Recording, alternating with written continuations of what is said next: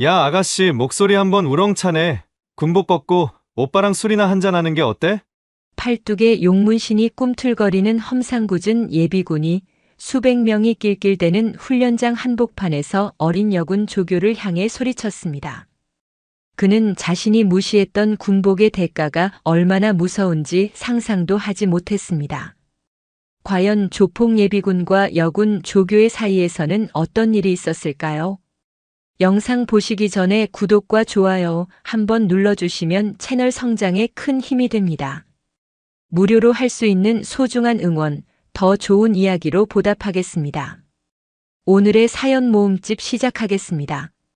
푹푹 찌는 열기가 온몸의 땀구멍을 강제로 열어젖히는 8월의 오후였다. 경기도 외곽에 자리한 예비군 훈련장은 아스팔트에서 피어오르는 아지랑이와 수백 명의 사내들이 내뿜는 땀, 담배 연기, 희미한 총기 기름 냄새가 뒤섞여 하나의 거대한 막을 형성하고 있었다. 그 역겨운 막 안에서 시간은 더디게 흘렀고 모두의 얼굴에는 지루함과 짜증이 역력했다. 훈련 통제를 맡은 현역 조교들의 목소리마저 이 나른한 공기 속에 녹아 쓰러지는 듯 했다.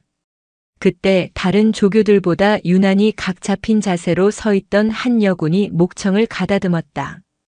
이제 막 임관 2년차에 접어든 이수연 하사였다. 앳된 얼굴에는 아직 솜털이 가시지 않았지만 햇볕에 그을린 건강한 피부와 한치의 흐트러짐 없는 눈빛은 그녀가 이 자리를 결코 가볍게 여기지 않음을 증명하고 있었다. 다음 훈련은 시가지 전투 훈련입니다. 30분 뒤 시작이니 장비 착용하시고 이쪽으로 두 줄 정렬해 주시기 바랍니다. 낭낭하면서도 단단한 그녀의 목소리는 분명 훈련장 전체에 울려 퍼질 만큼 컸다. 하지만 돌아오는 것은 노골적인 무시와 은근한 비웃음뿐이었다. 사회에서는 한창 실무를 뛰거나 가정을 이끌 남자들에게 갓 스물을 넘긴 듯한 여군 하사는 그저 신기하거나 만만한 구경거리일 뿐이었다. 몇몇은 아예 들으라는 듯이 혀를 찼다. 계집애가 윤하는 요즘 군대 편해졌네. 저런 것도 조교라고. 건들거리며 담배 연기를 뿜고 일부러 느릿느릿 움직이며 이수연 하사의 통제를 교묘하게 무시하는 예비군들의 태도는 마치 전염병처럼 번져나갔다. 이 하사의 얼굴이 울그락불그락 달아올랐다. 어떻게든 이 무질서한 무리를 통솔해야 한다는 압박감과 여성이라는 이유만으로 자신을 아래로 보는 시선에 대한 분노가 속에서 들끓었다. 하지만 그녀가 할 수 있는 것은 규정대로 다시 한번 소리를 지르는 것뿐이었다. 그리고 그 모습은 예비군들에게 더 좋은 놀림거리로 비칠 뿐이었다. 그때였다. 무리의 뒤편에서 유독 거슬리는 기운을 뿜어내던 사내가 앞으로 나섰다.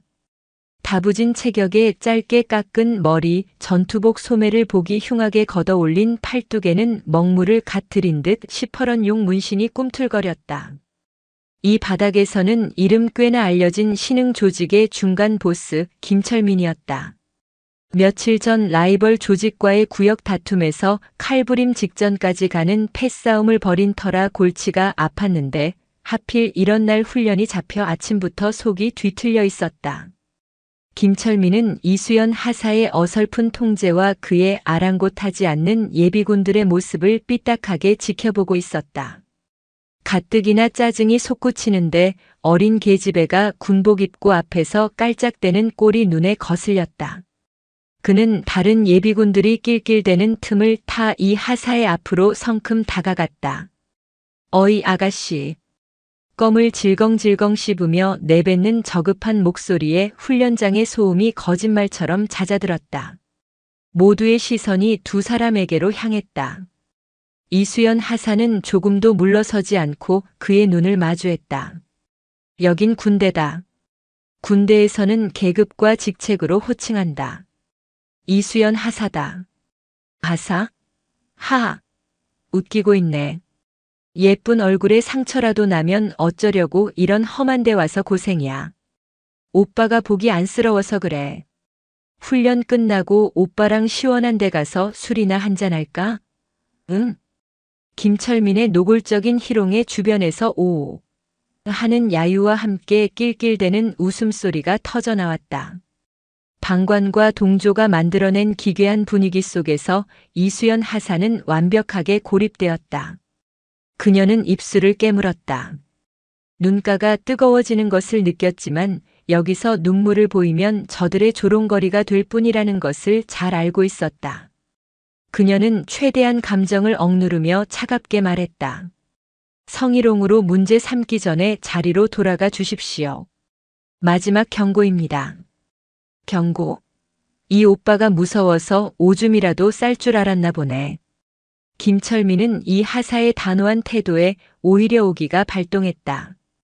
그는 한 걸음 더 다가서며 그녀의 어깨에 손을 올리려 했다. 이리 와봐. 오빠가 군대가 어떤 곳인지 친절하게 알려줄 테니 그의 더러운 손이 이 하사의 전투복 견장에 닿으려던 바로 그 순간이었다. 예비군. 방금 전까지 훈련장 본부 컨테이너에서 서류를 검토하던 남자가 어느새 다가와 있었다. 그는 이수연 하사의 앞을 막아서며 나지막이 하지만 뼛속까지 파고드는 목소리로 말했다. 그는 이 훈련장의 예비군 중대장 김태준 대위였다. 특전사에서 대위로 전역한 후 예비군 지휘관으로 임관한 그는 30 초반의 젊은 나이에도 불구하고 몸에 밴 군인 정신과 서늘한 카리스마로 예비군들 사이에서도 FM 교관으로 정평이 나 있었다. 김철민은 갑자기 나타난 장교의 모습에 잠시 주춤했지만 이내 다시 삐딱한 자세로 돌아왔다. 뭡니까, 대위님? 잠깐 이야기 좀 하려는데.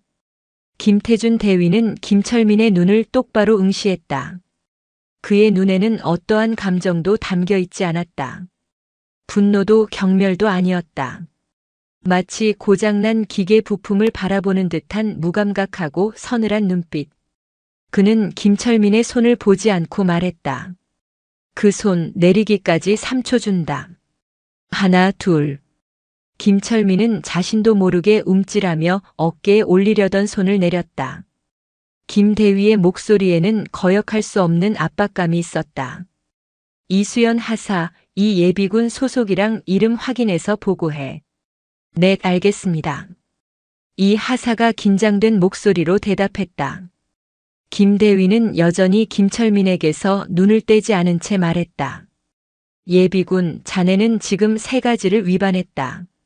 첫째, 조교의 정당한 통제 불응. 둘째, 복장 불량.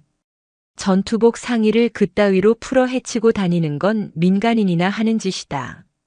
셋째, 현역 군인에 대한 희롱 및 모욕. 이건 군형법으로도 다룰 수 있는 사안이야. 알아듣겠나? 아니, 뭐 그런 걸 가지고 장난 좀 친 겁니다. 장난.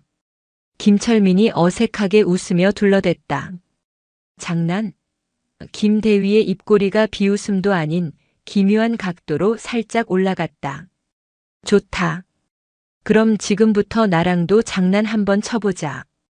자네 이름이 뭐라고 했지? 아, 들을 필요 없겠군. 어차피 서류에 다 남을 테니. 남은 시간 동안 특별히 내가 자네 훈련을 전담하도록 하지. 기대해도 좋다. 김 대위는 그 말만 남기고 뒤돌아섰다. 김철민은 뭔가 잘못되었다는 것을 직감했지만 고작 예비군 훈련장에서 장교 하나가 자신을 어쩌겠냐는 오만함이 여전히 그의 머릿속을 지배하고 있었다. 그는 그 장난이 어떤 대가를 치르게 될지 전혀 상상하지 못했다.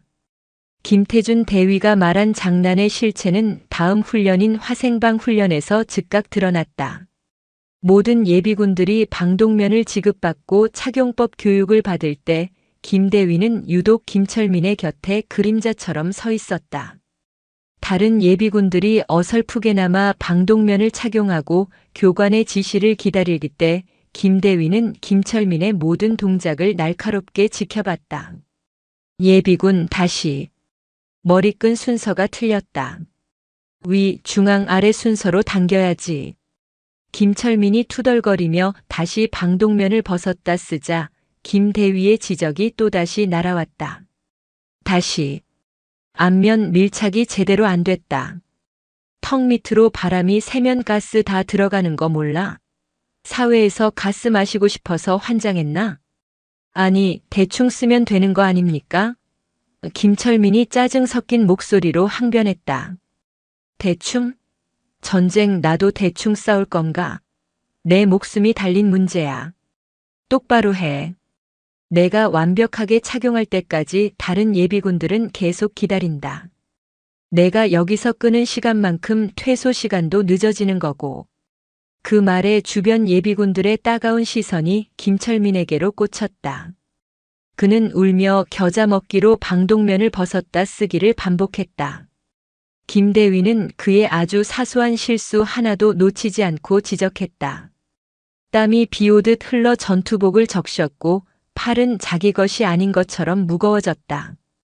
다른 예비군들이 단 한 번의 실습으로 끝낼 때 김철민은 혼자 10번 넘게 방독면과 씨름해야 했다.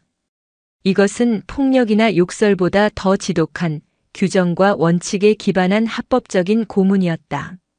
화생방 훈련이 끝나고 이어진 사격 훈련은 그야말로 지옥이었다. 사격장은 안전이 최우선시되는 곳이었기에 교관의 권한은 절대적이었다. 김태준 대위는 직접 김철민의 사격 통제관을 자처했다. 엎드려 쏴 자세 불량. 팔꿈치 각도가 너무 벌어졌다. 다시. 호흡 불량. 격발 시에는 숨을 멈춰야지. 다시. 탄피바지 결착 상태 불량. 이거 하나 제대로 못하나? 다시. 김철민이 방아쇠에 손가락을 걸기까지는 무려 10분이 넘는 시간이 걸렸다. 그의 등 뒤에 바짝 붙어 서서 나지막이 은조리는 김대위의 목소리는 살아있는 족쇄와 같았다. 김철민의 이마에 핏대가 섰다. 당장이라도 총을 돌려 저 FM 장교의 면상에 갈겨버리고 싶었지만 수많은 총구와 실탄이 널린 이곳에서 그런 짓을 했다가는 인생이 끝장난다는 것쯤은 알고 있었다. 그는 분노를 사기며 간신히 10발의 사격을 마쳤다. 표적지는 엉망이었다. 결과 확인해. 10발 중 3발 명중. 이게 내 실력인가? 내가 지켜야 할 가족이 있다고 생각해봐. 그 실력으로 누굴 지키겠나? 부끄러운 줄 알아라. 김대위의 말은 비수처럼 김철민의 자존심을 후벼 팠다. 주변 예비군들의 킥킥거리는 웃음소리가 그의 귀에 박혔다. 그는 주먹을 꽉 쥐었다. 훈련만 끝나면 반드시 저 젊은 장교를 밖에서 만나 박살을 내주겠다고 몇 번이고 다짐했다. 모든 훈련 일정이 끝나고 퇴소만을 기다리던 오후 4시. 예비군들은 저마다 훈련비를 받을 생각에 들떠 있었다. 하지만 김태준 대위는 퇴소식을 시작하기 전 마이크를 잡고 단호하게 말했다. 잠깐. 퇴소 전에 처리해야 할 일이 남았다. 김철민 예비군 앞으로 나오도록. 순간 훈련장의 모든 시선이 김철민에게로 쏠렸다. 그는 마지못해 자리에서 일어나 단상 앞으로 걸어나갔다. 김대위는 기다렸다는 듯이 서류철 하나를 들고 그의 앞에 섰다. 여기 있는 서류들이 뭔지 알려주지. 김대위는 서류 한 장을 꺼내 들었다. 이건 훈련 부록 및 태만 확인서다. 오늘 자네가 보인 모든 불성실한 태도와 통제 불응 사실이 육하원 측에 따라 상세히 기록되어 있다. 이 확인서는 자네의 예비군 훈련 기록에 영구적으로 남게 된다. 김철민의 얼굴이 굳었다. 김대위는 아랑곳하지 않고 다음 서류를 꺼냈다. 이건 이수연 하사가 직접 작성한 성희롱 사건 경위서다. 내가 중대장으로서 사실관계를 확인하고 서명했다. 이 서류는 정식 절차에 따라 군사경찰대로 이관될 예정이다.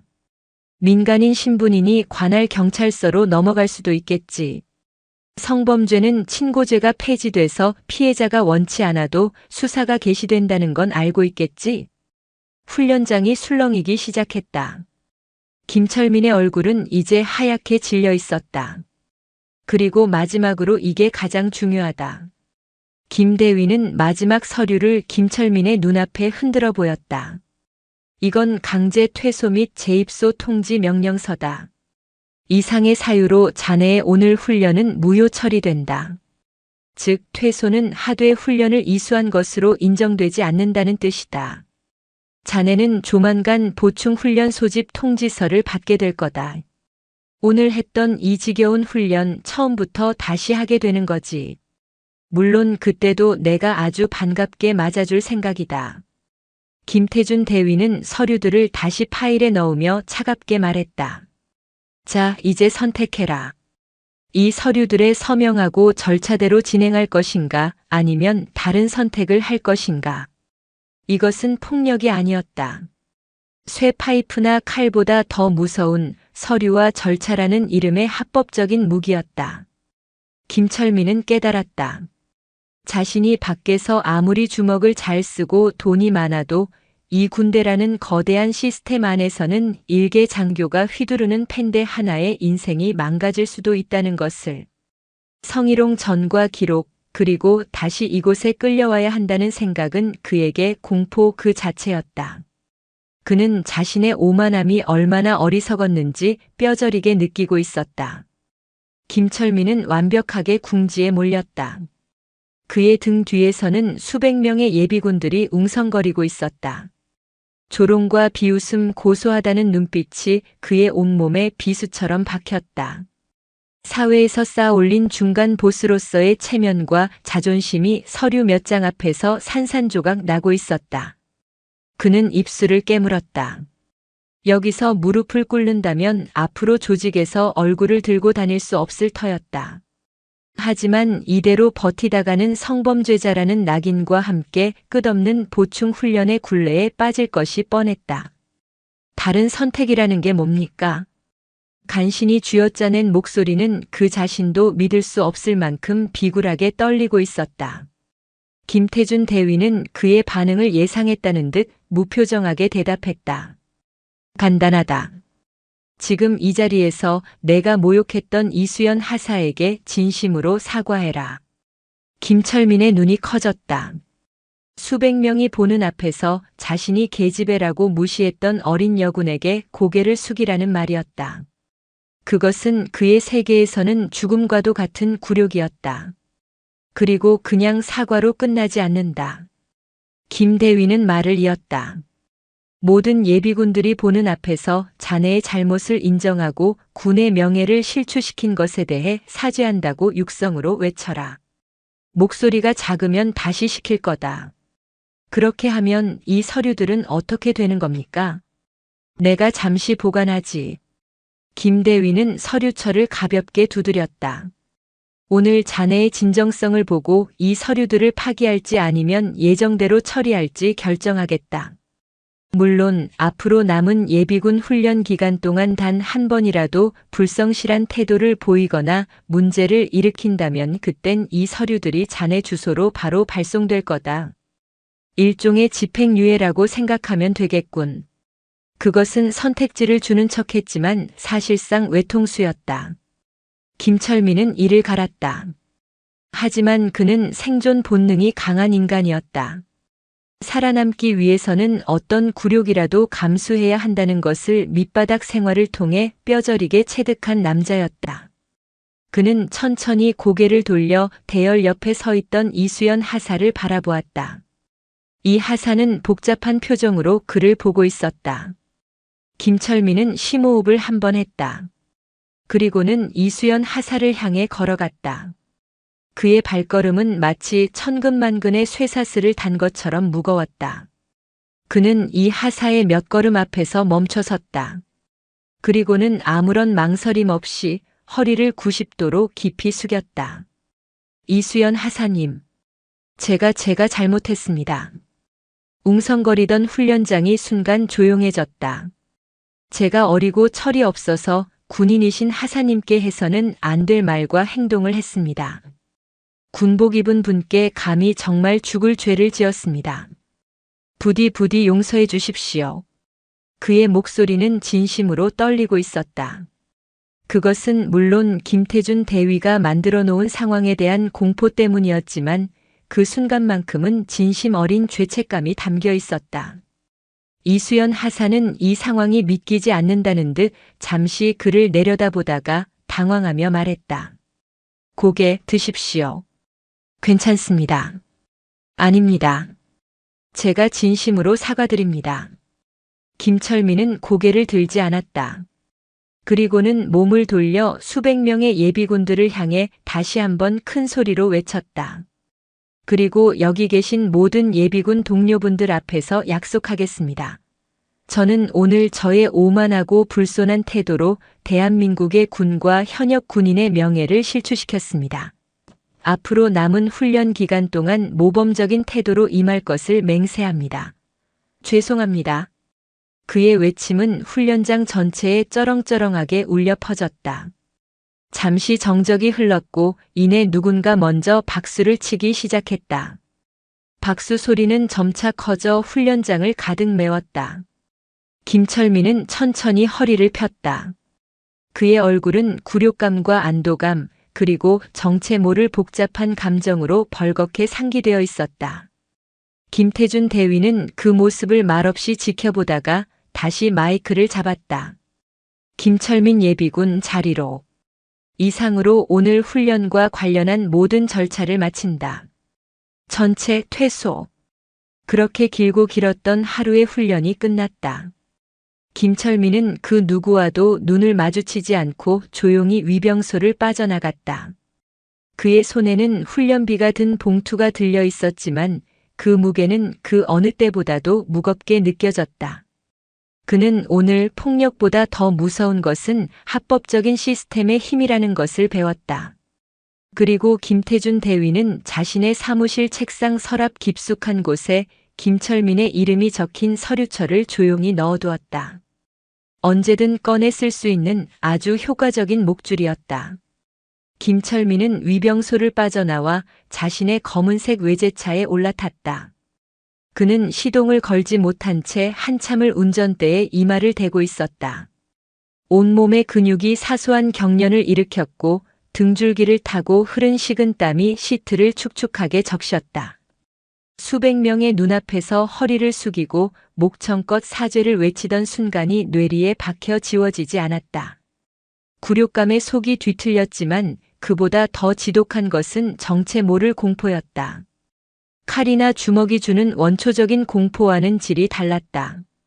그것은 거대하고 투명한 벽에 부딪힌 듯한 무력감, 자신이 발 딛고 선 세계의 법칙이 전혀 통하지 않는 미지의 영역에 대한 두려움이었다. 김태준 대위는 단 한 번도 언성을 높이거나 주먹을 쓰지 않았다. 그는 그저 서류철과 규정집이라는 김철민의 세계에서는 휴지 조각에 불과한 것들로 그의 숨통을 완벽하게 조여왔다. 차 안의 공기가 답답해 창문을 열자 훈련장을 감싸고 있던 흙먼지와 여름 풀 냄새가 훅 끼쳐왔다. 그는 마른 침을 삼키고 떨리는 손으로 담배에 불을 붙였다. 깊게 빨아들인 연기가 폐부를 찌르자 비로소 이성이 조금 돌아왔다. 그는 생각했다. 그래, 여긴 군대 아니었어. 밖으로 나오면 이야기가 다르지. 하지만 그 생각은 이내 스스로에 의해 부정되었다. 김태준 대위가 흔들어 보이던 그 서류들의 효력은 군대 담장 안에만 머무는 것이 아니었다. 경찰서, 검찰청, 그리고 법원까지 이어지는 그가 가장 피하고 싶어하는 세계로 향하는 티켓이었다. 시발. 나직한 욕설과 함께 담배 연기를 길게 뿜어낸 그는 마침내 시동을 걸었다.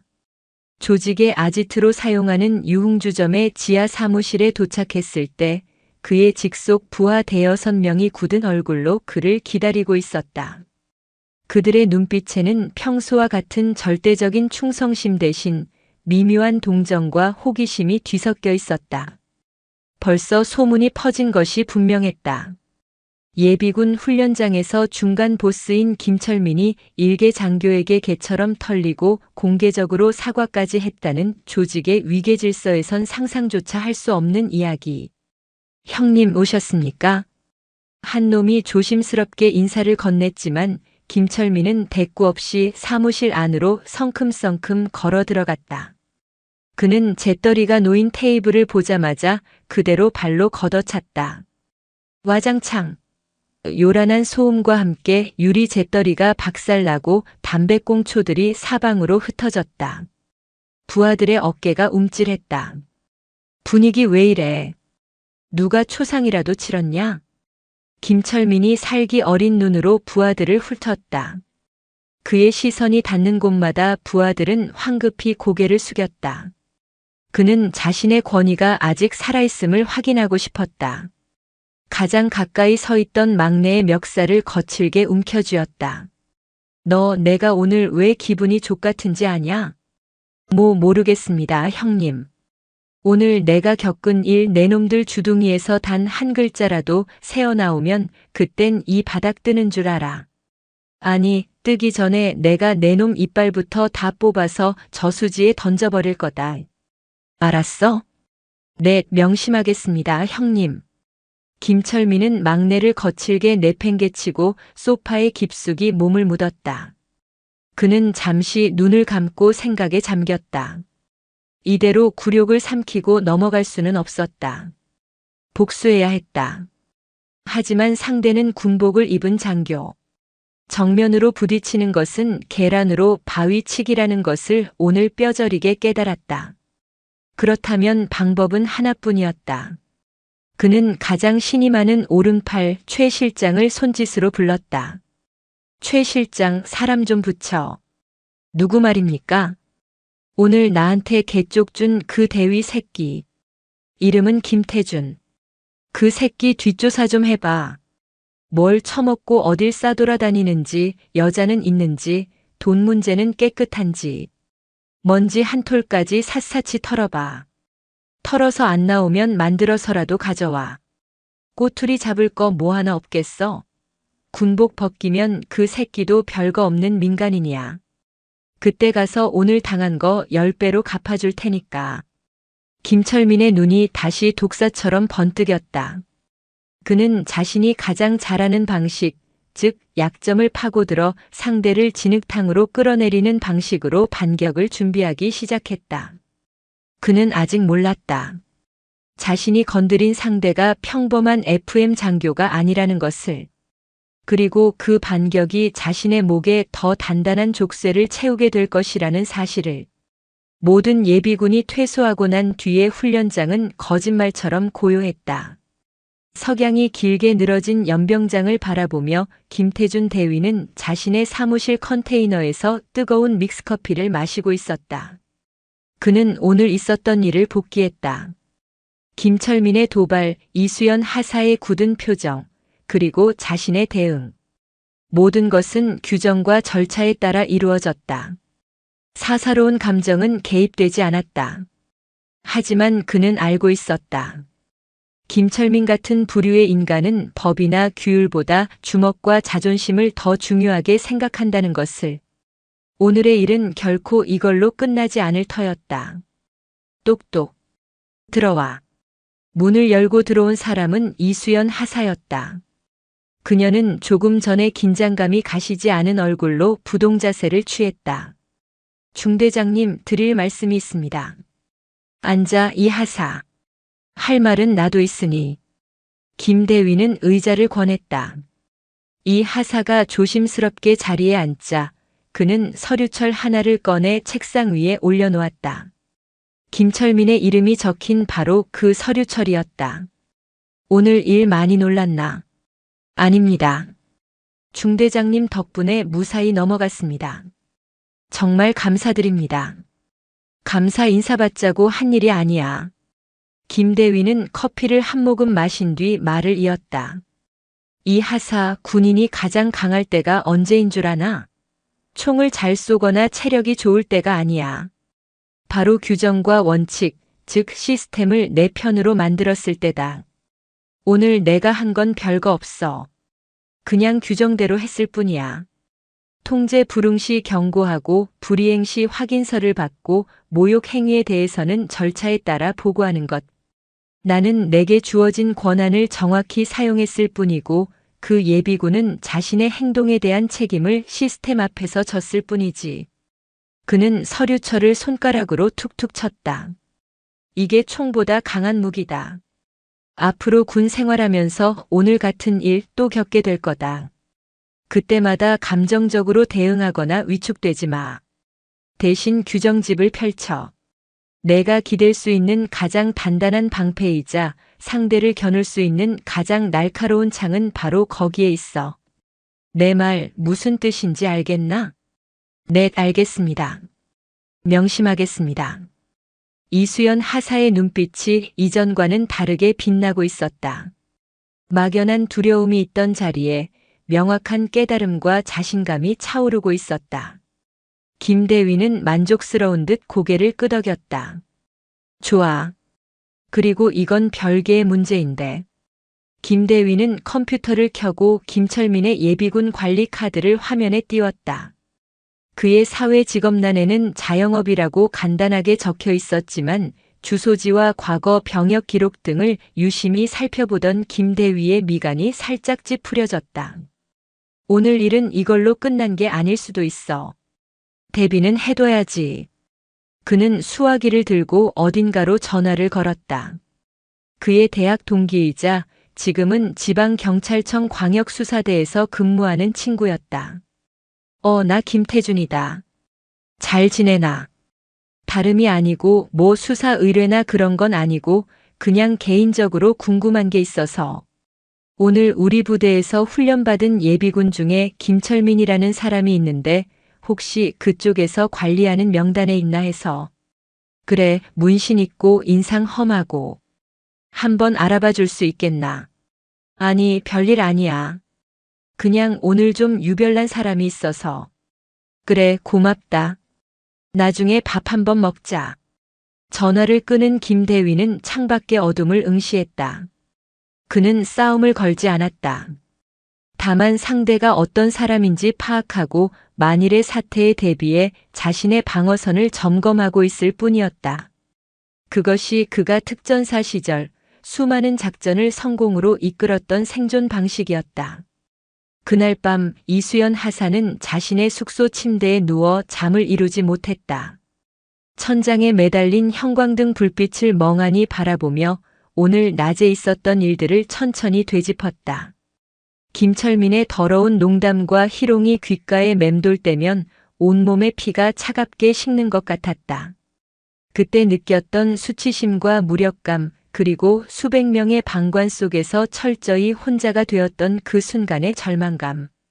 하지만 곧이어 김태준 대위의 모습이 떠올랐다. 그는 폭력 앞에 더 큰 폭력으로 맞서지 않았다. 그는 분노를 터뜨리는 대신 차갑고 논리적인 언어로 상대를 압박했다. 그리고 그 결과는 압도적이었다. 건장한 조폭은 그의 서류철 앞에서 무릎을 꿇었고 혼란스럽던 훈련장은 완벽하게 그의 통제 아래 들어왔다. 시스템을 내 편으로 만들어라. 김 대위의 말이 그녀의 머릿속을 맴돌았다. 그것은 그녀의 군 생활 전체를 관통하는 거대한 화두처럼 느껴졌다. 그녀는 자리에서 벌떡 일어났다.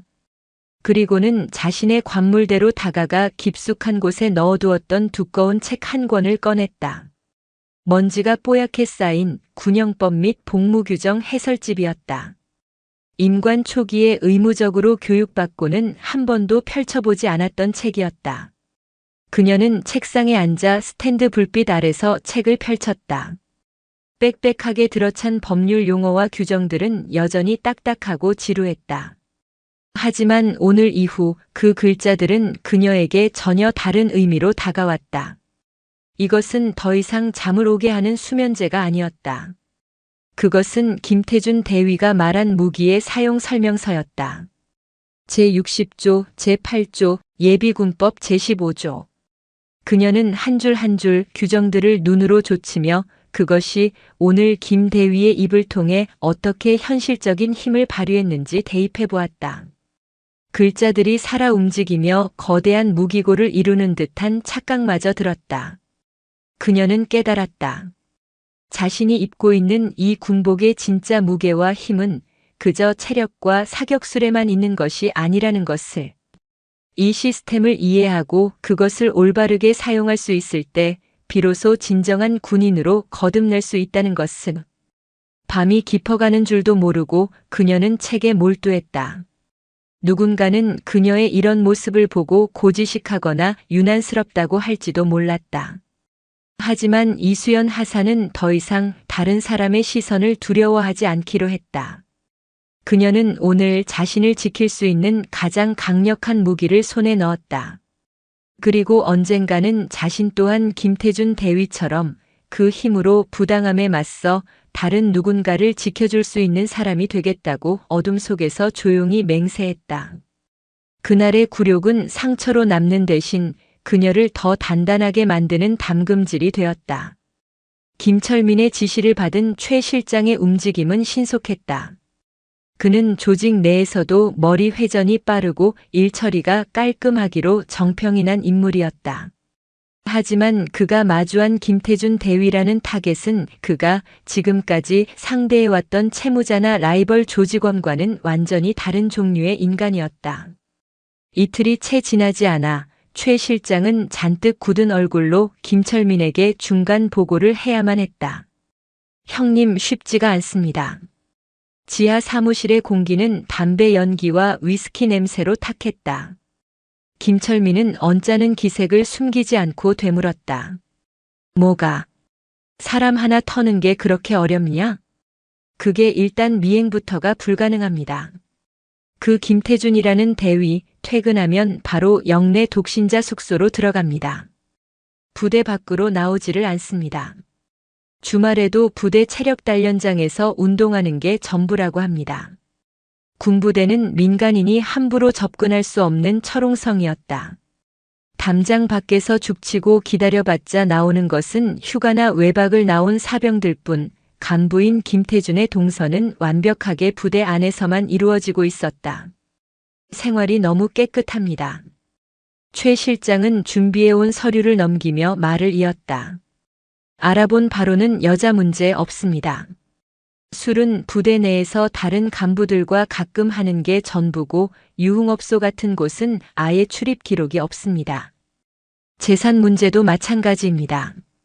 빚은커녕 월급을 꼬박꼬박 저축하는 통장 내역밖에 나오질 않습니다. 최 실장이 동원한 흥신소와 사채업계 정보망을 총동원해도 나오는 것은 모범적인 직업군인이라는 그들에게는 아무 쓸모없는 정보뿐이었다. 김철민은 서류를 신경질적으로 구겨 던졌다. 세상에 먼지 안 나는 놈이 어딨어? 뭔가 있겠지. 가족은? 부모 형제는? 부모님은 두 분 다 교사 출신으로 시골에서 연금 받으며 조용히 살고 계십니다. 특이사항 없습니다. 형제도 없고요. 시발. 김철민은 테이블을 주먹으로 내리쳤다.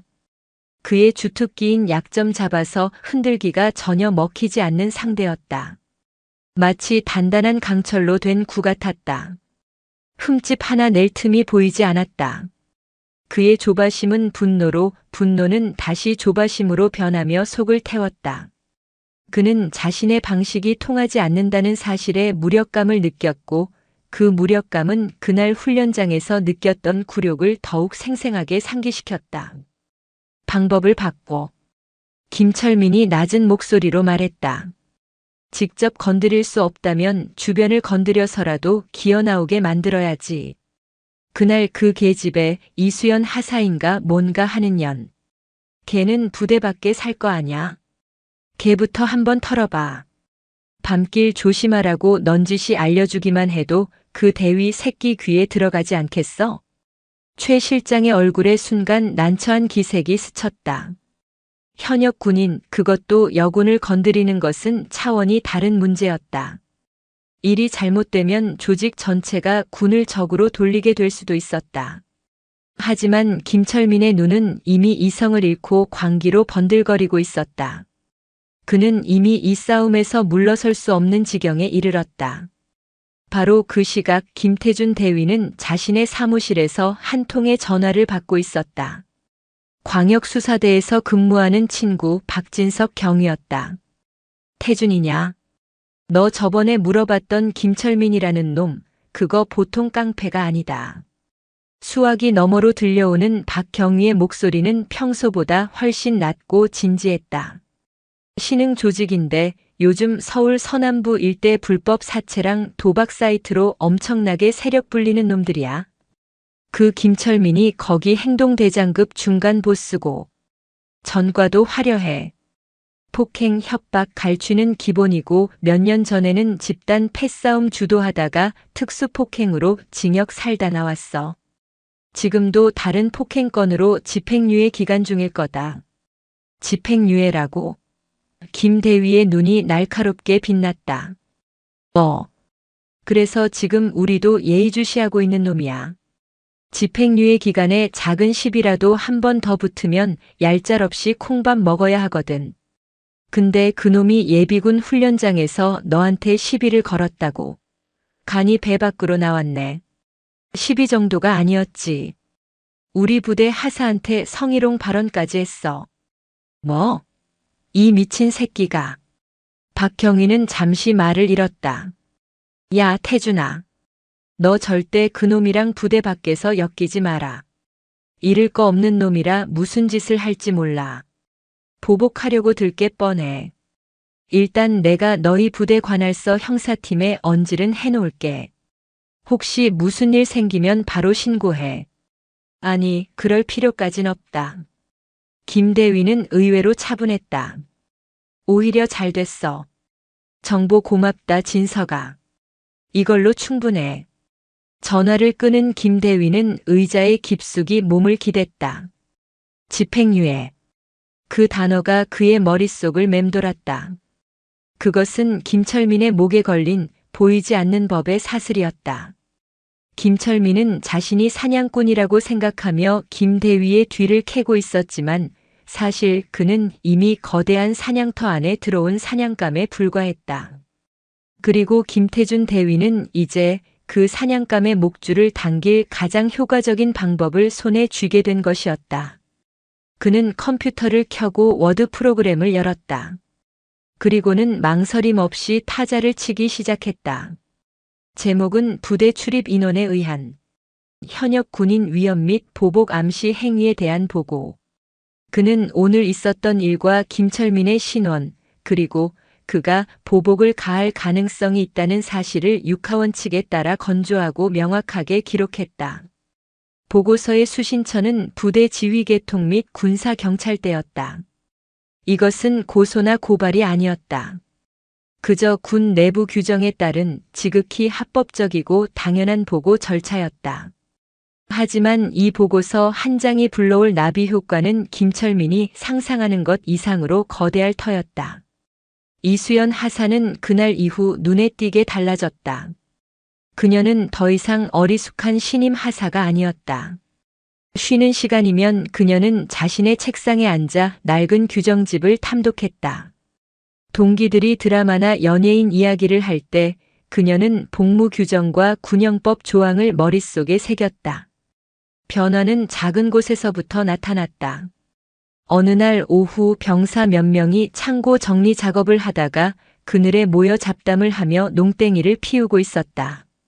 예전 같았으면 이 하사는 언성을 높여 빨리빨리 못해 라고 소리쳤을 것이다. 하지만 지금의 그녀는 달랐다. 그녀는 병사들에게 조용히 다가가 나지막이 말했다. 이병 김민석, 상병 박준호. 네. 병사들이 화들짝 놀라며 일어섰다. 육군 복무규율 제15조 2항. 군인은 부여된 임무를 완수하기 위해 최선을 다해야 한다. 정당한 사유 없이 직무를 유기하거나 근무지를 이탈해서는 아니 된다. 알고 있나? 알고 있습니다. 지금 너희들의 행동은 명백한 직무유기다. 이번은 구두 경고로 넘어가지만 한 번 더 적발 시에는 정식으로 징계위원회에 회부할 것을 고려하겠다. 알아들었으면 즉시 작업 복귀하도록. 그녀의 목소리는 차분했지만 그 안에는 규정이라는 거역할 수 없는 권위가 서려 있었다. 병사들은 아무 말 못하고 황급히 흩어져 작업을 재개했다. 그 모습을 멀리서 지켜보던 선임 부사관이 혀를 내둘렀다. 이야, 이 하사 완전 딴 사람 됐네. 무서워졌어. 그녀는 무서워진 것이 아니었다. 단단해진 것이었다. 시스템이라는 갑옷을 입고 규정이라는 검을 든 진짜 군인이 되어가고 있었다. 그녀의 변화는 김태준 대위에게도 보고되었다. 그는 흐뭇한 미소를 지었다. 자신이 던진 작은 돌멩이 하나가 유능한 부사관 한 명의 잠재력을 깨우는 파문을 일으킨 것 같아 보람을 느꼈다. 바로 그때 김 대위의 사무실 전화벨이 울렸다. 군사경찰대였다. 충성. 대위 김태준입니다. 예, 중대장님. 보내주신 보고서 관련해서 연락드렸습니다. 보고하신 김철민 예비군의 신원을 관할 경찰서와 공조하여 확인한 결과 현재 폭력조직 서남부연합의 핵심 조직원으로 동종 전과가 다수이며 현재 집행유예 기간인 것을 확인했습니다. 사안의 심각성을 고려하여 저희 군사경찰과 관할 경찰서 광역수사대에서 해당 인물을 요주의 인물로 지정하고 합동으로 동향을 주시하기로 했습니다. 김 대위의 입가에 옅은 미소가 걸렸다. 모든 것이 그의 계획대로, 아니 그 이상으로 움직이고 있었다. 수고하십니다. 감사합니다. 전화를 끄는 그는 창밖을 내다보았다. 이제 김철민은 군과 경찰 양쪽의 감시망 안에 들어온 셈이었다. 그가 김태준 대위나 이수연 하사 주변에서 아주 작은 움직임이라도 보이는 순간 그 감시망은 즉시 덫으로 변할 터였다. 김철민은 아직도 자신이 사냥꾼인 줄 알고 있지만 이미 그의 목덜미에는 수십 개의 보이지 않는 조준경이 겨눠지고 있었다. 판은 이미 짜였다. 김철민의 조바심은 결국 가장 어리석은 선택지로 그를 내몰았다. 그의 지시를 받은 최 실장은 이틀 밤낮으로 이수연 하사의 뒤를 밟았다. 그녀는 부대 근처의 작은 군인 아파트에 살고 있었다.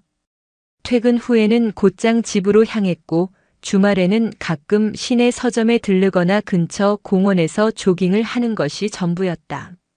사생활은 김태준 대위만큼이나 단조롭고 깨끗했다. 최 실장은 김철민에게 이대로는 꼬투리를 잡을 만한 것이 없다고 보고했지만 이성을 잃은 상사의 귀에는 들리지 않았다. 없으면 만들라고 했지. 오늘 밤에 끝내. 그냥 겁만 줘. 밤길 혼자 다니면 위험한 일이 생길 수도 있다고 알아듣게 설명해 주라고. 그년이 질질 짜면서 그 대위 새끼한테 달려가게 만들란 말이야. 그날 밤 이수연 하사는 훈련 준비로 야근을 마치고 평소보다 늦은 시간에 퇴근했다. 밤 10시가 넘은 시각 아파트 단지는 인적이 드물어 스산했다.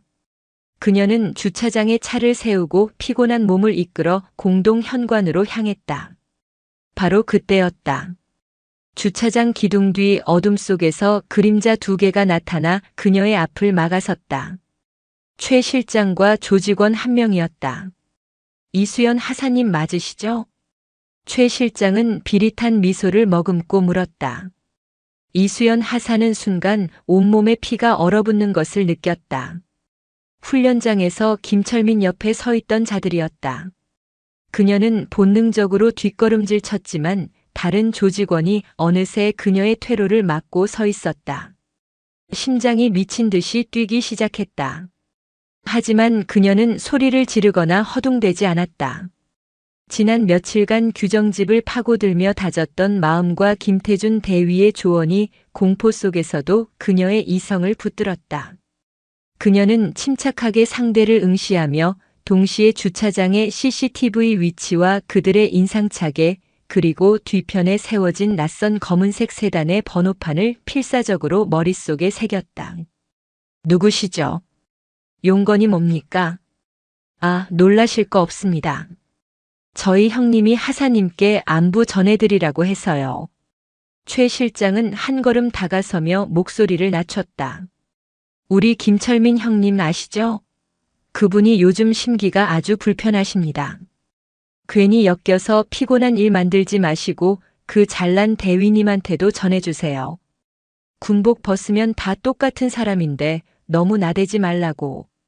특히 하사님처럼 예쁜 분이 밤늦게 혼자 다니는 건 아주 위험한 일이라서요. 안 그렇습니까?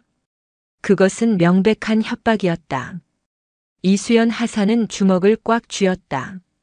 손톱이 손바닥을 파고드는 고통이 오히려 그녀를 더 냉정하게 만들었다. 용건 끝났으면 비켜주시죠. 군인에 대한 민간인의 위협 행위는 가중처벌 대상입니다. 지금 두 분의 얼굴과 차량 번호 전부 녹화되고 있다는 사실도 아셨으면 합니다. 그녀의 당당한 태도에 최 실장은 잠시 당황했다. 겁에 질려 울거나 빌 것이라는 예상과는 전혀 다른 반응이었다. 어쭈 이 계집애가. 옆에 있던 조직원이 욕설을 내뱉으며 손을 올리려는 순간이었다. 끼익. 주차장 입구와 출구를 동시에 막아서며 날카로운 타이어 마찰음과 함께 검은색 승용차 2대가 미끄러지듯 들어섰다. 동시에 주변에 주차되어 있던 평범한 승합차의 문이 열리며 건장한 사내들이 쏟아져 나왔다. 그들은 조직원들처럼 험악한 인상이 아니었다. 짧은 머리에 다부진 체격, 그리고 눈빛에서부터 느껴지는 잘 훈련된 전문가들의 기운. 그들의 손에는 3단봉과 테이저건이 들려 있었다. 최 실장과 조직원은 순식간에 포위되었다. 그들이 상황 파악을 하기도 전에 한 남자가 경찰 신분증을 꺼내 보이며 외쳤다. 경기도 남부지방경찰청 광역수사대입니다. 당신들을 군인에 대한 특수 협박 및 보복 범죄 기도 혐의로 현행범 체포합니다. 움직이면 공무집행방해로 간주하고 물리력을 사용하겠습니다. 최 실장과 조직원의 눈에는 눈앞의 광경이 마치 영화의 한 장면처럼 비현실적으로 보였다. 그들은 그저 겁만 주려 했을 뿐인데 어디서 나타났는지 모를 수십 명의 형사들에게 완벽하게 포위된 것이다. 저항은 무의미했다. 그들이 잠시 망설이는 사이 형사들은 일사불란하게 움직여 두 사람의 팔을 꺾고 차가운 수갑을 채웠다. 뭐야? 우리가 뭘 어쨌다고. 최 실장이 뒤늦게 발악했지만 형사 중 한 명이 그의 귓가에 차갑게 속삭였다. 뭘 어째? 며칠 전부터 너희들 현역 군인 사찰하고 미행한 거 우리가 모를 줄 알았어? 너희 보스 김철민이 집행유예 기간인 거 뻔히 알면서 이런 짓을 벌여? 이건 그냥 협박이 아니야. 군 사법기관에 정식 보고된 사안에 대한 명백한 보복 범죄라고. 너희 이제 큰일 났다. 그제야 최 실장은 깨달았다. 이것은 우연이 아니었다. 처음부터 자신들의 모든 움직임은 손바닥 위에 올려져 있었던 것이다. 그들은 사냥을 하러 온 것이 아니라 정교하게 설계된 덫안으로 스스로 걸어 들어온 것이었다. 그 시각 김철민은 지하 사무실에서 초조하게 최 실장의 연락을 기다리고 있었다. 그에게 걸려온 전화는 최 실장이 아니었다. 현장에서 간신히 빠져나온 망잡이 조직원의 다급한 목소리였다. 형님. 큰일 났습니다. 최 실장님이랑 막내 방금 경찰에 잡혀갔습니다. 뭐? 이 새끼야, 똑바로 말해. 경찰이 거긴 어떻게 알고 나타나? 모르겠습니다. 갑자기 사방에서 들이닥쳤습니다. 광역수사대라고 이건 함정입니다, 형님. 쿵. 김철민의 심장이 바닥으로 떨어지는 소리가 들리는 듯 했다. 함정. 그 단어가 그의 뇌리를 강타했다. 훈련장에서의 일 서류처를 흔들던 김태준 대위의 차가운 눈빛, 그리고 오늘의 급습. 모든 퍼즐 조각이 하나로 맞춰지며 끔찍한 그림을 완성했다. 그는 자신이 김태준을 사냥하려 했던 것이 아니었다. 처음부터 그가 사냥감이었다. 김태준은 그가 움직이기를, 스스로 법의 경계선을 넘기를 기다렸던 것이다. 그리고 그는 보기 좋게 그 덫을 밟아버렸다. 따르르릉. 사무실 전화벨이 악마의 비명처럼 울렸다. 김철민은 떨리는 손으로 수화기를 들었다. 김철민 씨 되십니까? 저는 경기 남부지방경찰청 광역수사대 박진석 경위입니다. 김태준 대위의 친구, 바로 그 형사였다. 당신 지금 어디 있습니까? 당신의 조직원들이 현역 군인에 대한 보복 협박 혐의로 현행범 체포되었습니다. 우리는 당신을 그 배후의 주범으로 지목하고 있습니다. 지금 즉시 가까운 경찰서로 자진 출두하십시오. 불응 시 즉시 체포영장을 발부받아 강제 구인에 들어가겠습니다. 아, 그리고 한 가지 더 알려드리죠. 당신 폭력행위 등 처벌에 관한 법률 위반으로 집행유예 기간 중이시죠? 이번 건으로 당신의 집행유예는 취소되고 이전에 선고받았던 징역까지 더해서 복역하게 될 겁니다. 당신 인생 이제 끝났다는 소리입니다. 전화가 끊겼다. 김철민은 멍하니 수화기를 들고 서 있었다. 사무실 안의 부하들이 겁에 질린 눈으로 그를 쳐다보고 있었다. 그의 귓가에는 박경희의 마지막 말이 악마의 저주처럼 맴돌았다.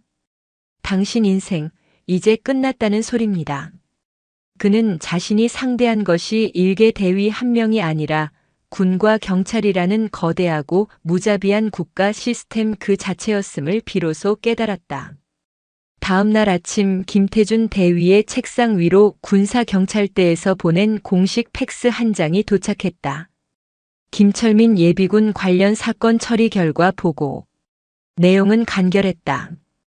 귀 부대가 보고한 요주의 인물 김철민 및 그 하수인 2명, 22시 15분경 이수연 하사에 대한 특수 협박 및 호복 범죄 기도 현장에서 현행범 체포. 주범 김철민 금일 80으로 구속영장 발부 예정. 군사경찰은 해당 사안을 관할 경찰과 공조하여 엄중히 처리할 것임. 김 대위는 보고서를 말없이 읽어내려갔다. 그의 표정에는 어떠한 희열이나 안도감도 없었다. 그는 그저 자신이 해야 할 일을 했을 뿐이고 시스템이 그에 맞춰 정상적으로 작동했을 뿐이었다. 그는 컴퓨터에 저장해 두었던 김철민 예비군 관련 보고서 파일을 열었다. 그리고는 조용히 삭제 키를 눌렀다. 이제 더 이상 그에게 이 서류는 필요 없었다. 김철민이라는 인간은 이제 군 시스템이 아닌 사법 시스템의 절차에 따라 처리될 것이기 때문이었다. 목줄은 풀렸다. 대신 더 단단한 쇠사슬이 그의 목을 채운 것이다. 창밖 연병장에서는 아침 구보를 하는 병사들의 우렁찬 함성 소리가 들려왔다. 김태준 대위는 그 모습을 바라보며 뜨거운 커피를 한 모금 마셨다. 그는 오만한 폭력배 한 명을 굴복시킨 것이 아니었다. 그는 자신의 부하를 지켰고 군의 기강을 바로 세웠으며 무엇보다 이수연 하사라는 유능한 군인에게 시스템의 힘이라는 가장 강력한 무기를 물려주었다. 그의 전쟁은 언제나처럼 조용하고 차가우며 완벽했다. 사건이 있고 이틀 뒤 김태준 대위는 대대장실 호출을 받았다. 그의 직속 상관인 박성철 중령은 서류 더미가 산처럼 쌓인 책상 너머에서 안경을 고쳤으며 그를 맞았다. 박 중령은 야전 경험이 풍부한 베테랑 군인이었지만 동시에 불필요한 마찰을 극도로 꺼리고 무사고를 최우선으로 여기는 전형적인 중간 관리자이기도 했다. 김 대위는 내심 가벼운 질책 정도는 각오하고 있었다. 민간인, 그것도 폭력 조직원과 엮인 것 자체가 지휘관에게는 부담스러운 일이기 때문이었다. 김 대위 안께. 박 중령의 목소리는 의외로 차분했다. 그는 책상 위에 놓인 군사경찰대의 사건 보고서를 턱짓으로 가리켰다. 보고서는 잘 읽어봤네. 자네, 이거 아주 시끄러운 일이 될 뻔했어. 알기나 하나? 만약 언론이라도 탔어봐. 조직폭력배, 여군 하사 협박하는데 군은 수수방관. 이런 자극적인 제목으로 기사라도 났으면 우리 부대는 물론이고 사단 전체가 뒤집혔을 거야. 송구합니다. 김 대위는 자세를 바로 하며 말했다. 아니. 박 중령은 손을 내저었다. 내가 하려던 말은 그게 아닐세. 자네가 아주 깔끔하게 처리했더군. 욕설 한마디, 주먹 한 번 오가지 않았어. 오직 규정과 절차에 따라서 군과 경찰이라는 시스템을 완벽하게 활용해서 문제를 해결했어. 이건 아주 영리한 방식이야. 감정적으로 대응해서 밖에서 주먹다짐이라도 했다면 지금쯤 군복 벗을 각오를 해야 했을지도 몰라. 박중령은 자리에서 일어나 창가로 걸어갔다. 연병장을 내려다보던 그는 나지막이 말했다. 나는 자네 같은 장교가 좀 답답하다고 생각했었네. 너무 원칙만 따지고 융통성이 없다고 말이야. 하지만 이번 일을 보면서 내 생각이 틀렸다는 걸 알았어. 그 원칙과 시스템이야말로 우리 군복의 가장 단단한 갑옷이라는 걸 자네가 증명해 보인 셈이야. 수고했네, 김대위. 아주 잘했어. 그것은 박중령이 할 수 있는 최고의 칭찬이었다. 김태준 대위는 조용히 고개를 숙였다. 거창한 표창장이나 포상 휴가보다 시스템을 이해하는 지휘관의 이 담담한 인정 한마디가 그에게는 더 큰 보상으로 느껴졌다. 같은 시각 경기도 남부경찰청 지하에 위치한 유치장. 김철민은 싸늘한 시멘트 바닥에 등을 기댄 채 멍하니 천장의 형광등을 바라보고 있었다. 화려했던 명품 옷은 구치소에서 지급한 푸른색 미결 수용복으로 바뀌어 있었고 그의 손목에는 값비싼 시계 대신 차가운 수갑 자국만 선명했다. 지난 48시간 동안 그는 현실을 부정하고 분노하고 발악했다. 하지만 결국 남은 것은 체념과 절망뿐이었다. 철컥. 유치장 문이 열리고 교도관이 그의 이름을 불렀다. 변호사 접견 시간이었다. 접견실의 투명한 아크릴판 너머로 조직에서 보내준 변호사가 서류를 검토하고 있었다. 김철민은 수갑을 찬 채 의자에 앉았다. 어떻게 나갈 방법 없습니까, 변호사님? 돈은 얼마든지. 변호사는 안경을 벗어 닦으며 한숨을 내쉬었다. 그는 감정을 섞지 않은 지극히 사무적인 목소리로 말했다. 솔직히 말씀드리겠습니다, 김철민 씨. 힘듭니다. 아니, 불가능합니다. 변호사는 서류 한 장을 아크릴판에 붙여 보여주었다. 피의자 신문 조서였다. 일단 혐의가 너무 명백합니다. 현장에서 체포된 최 실장과 다른 조직원이 모든 걸 자백했습니다. 김철민 씨의 지시를 받고 현역 군인을 협박하러 갔다고 말입니다. 이건 빼도 박도 못하는 보복 범죄입니다. 일반 협박죄보다 형량이 훨씬 무겁습니다. 그깟 협박으로 사람이 얼마나 산다고 그럽니까? 문제는 그게 전부가 아니라는 겁니다. 변호사는 다음 서류를 보여주었다. 김철민 씨 현재 특수폭행죄로 집행유예 기간 중입니다. 아시죠? 이번 범죄로 집행유예는 거의 100% 취소됩니다. 그럼 이전에 선고받았던 징역 2년, 거기에 이번 보복 범죄 혐의 형량까지 더해져서 살아야 합니다. 보복 범죄는 초범이라도 보통 3년 이상 나옵니다. 합치면 최소 5년입니다. 5년 동안 사회 구경은 끝났다고 보시면 됩니다. 5년. 김철민의 눈앞이 캄캄해졌다. 그의 인생에서 가장 화려하게 피어오르던 30대 중반의 5년이 차가운 교도소 안에서 썩어가게 생긴 것이다. 조직에서는 양 회장님께서는 뭐라고 하십니까? 그의 마지막 희망 섞인 질문에 변호사는 냉정하게 고개를 저었다. 연락받았습니다. 조직에 해를 끼친 자는 스스로 책임져야 한다고 전하셨습니다. 이번 일로 군과 경찰의 합동 단속이 시작됐습니다. 조직의 불법 사업장 몇 곳이 이미 문을 닫았고 양 회장님도 검경의 수사선상에 올랐습니다. 지금 당신을 챙겨줄 여력이 없다는 뜻입니다. 당신은 버려진 겁니다. 마지막 희망의 끈마저 끊어지는 순간이었다. 김철민은 깨달았다. 자신이 충성을 바쳤던 조직의 논리는 지극히 간단했다. 이익이 되면 식구, 손해가 되면 꼬리. 그는 군대라는 건드려서는 안 될 거대한 벌집을 쑤신 대가로 조직에서 가장 먼저 잘려나가는 꼬리가 된 것이었다. 그는 아크릴판 너머의 변호사를 보며 처음으로 무언가를 애원하기 시작했다. 돈이나 권력이 아닌 아주 작은 자비를. 변호사님, 저 그냥 훈련장에서 장난 좀 친 것뿐입니다. 정말입니다. 제가 뭘 그렇게 잘못했습니까? 그의 울먹임은 차가운 접견실의 공기 속으로 허무하게 흩어졌다. 법과 시스템 앞에서 그의 후회는 너무나 때늦은 것이었다. 그 주 주말 김태준 대위는 부대 근처의 작은 국밥집에서 이수연 하사와 마주 앉아 있었다. 김 대위가 고생했다며 사준 저녁 식사 자리였다. 어색한 침묵 속에서 숟가락 소리만 들리던 중 이 하사가 먼저 조심스럽게 입을 열었다. 중대장님, 그 예비군은 어떻게 되었는지 들었습니다.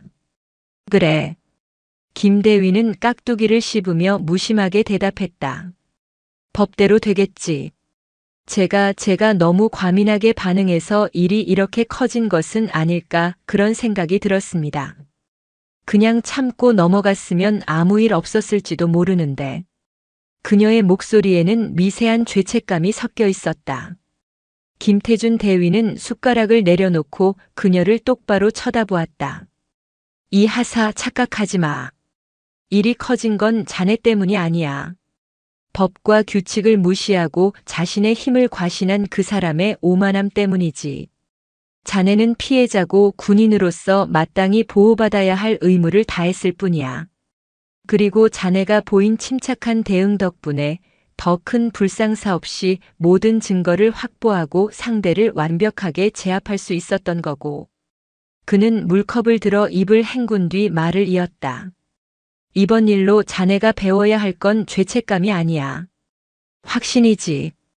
우리가 입고 있는 이 군복의 힘은, 우리가 따르는 이 시스템의 정의는 올바르게 사용했을 때 반드시 승리한다는 확신. 그 확신을 가져야 앞으로 어떤 부당한 상황을 마주하더라도 흔들리지 않고 자신과 부하들을 지킬 수 있는 지휘관이 될 수 있는 거야. 그의 말은 단순한 위로가 아니었다. 상관으로서 그리고 인생의 선배로서 전하는 진심 어린 가르침이었다. 이수연 하사는 그제야 마음속에 남아있던 마지막 응어리가 풀어지는 것을 느꼈다.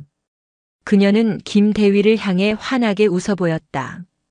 그것은 사건 이후 처음으로 짓는 마음에서 우러나온 미소였다.